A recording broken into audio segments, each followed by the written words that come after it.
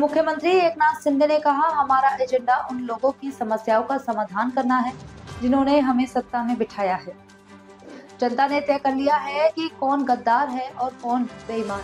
योजना बंद होत्या, सण उत्सव थांबले होते, सगळं ठप्प होतं आणि बाळासाहेबांनी सांगितलं होतं की माझी काँग्रेस होऊ देणार नाही, ज्या दिवशी होईल त्या दिवशी माझं दुकान बंद करेन। आणि म्हणून बाळासाहेबांच्या विचाराला तुम्ही पायदळी तुडवलं, त्याला तिलांजली दिली आणि काँग्रेसच्या दावणीला शिवसेना बांधण्याचं पाप केलं। म्हणून या एकनाथ शिंदेला उठाव करावा लागला आणि हा उठाव साधा सोपा नव्हता। हा उठाव, हा इतिहास या राज्यामध्ये देशाने पाहिला, राज्याने पाहिला, जगातल्या 32 देशाने पाहिला।